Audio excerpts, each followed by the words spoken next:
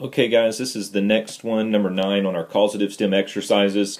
It's from 1 Samuel 14, verse 28. Now we're only going through the first half of the verse. If you notice here at the end, the last word has the athnak underneath it. So that's the logical midpoint of the sentence. Now there's only a few words after it, so it's kind of an unbalanced sentence, but that helps us divide it up. Now if you look back at the rest of the verse, you'll notice that I've taken out most of the accents except for two. Right here over Vayomer, there is a major accent, and then right over Lemor.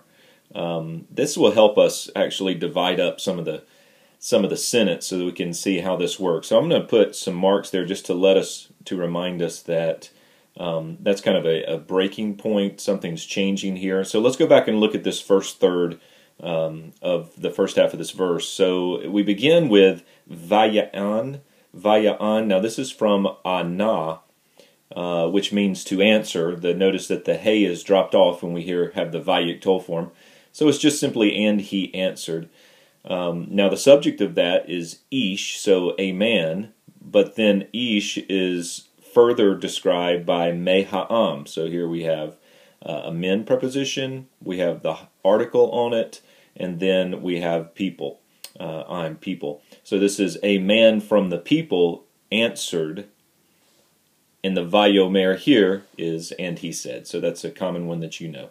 So a man from the people answered and said. Now here is where we begin seeing what they said. So this is kind of the quote.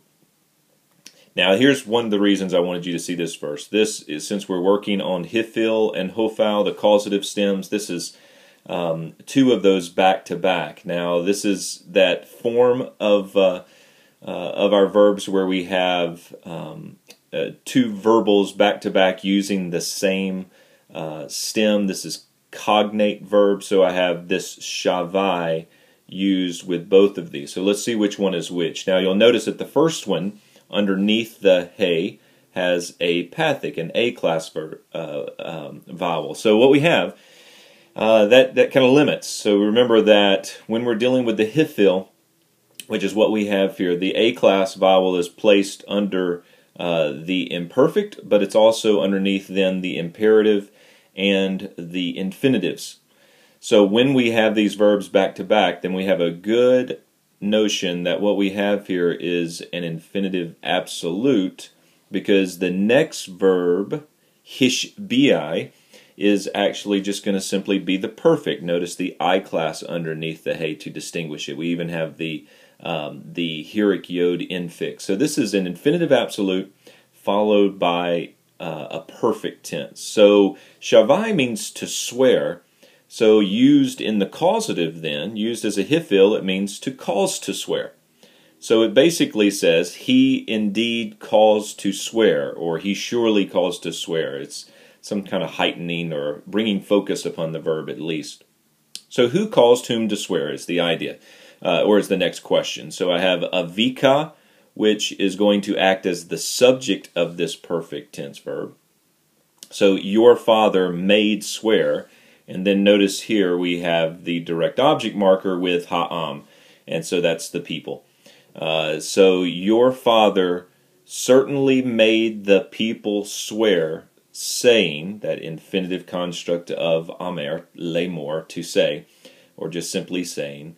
And so this, going back to the beginning, this is how all this works together. So a man from the people answered and said, your father indeed made the people swear, saying, and then this is what the father said, arur.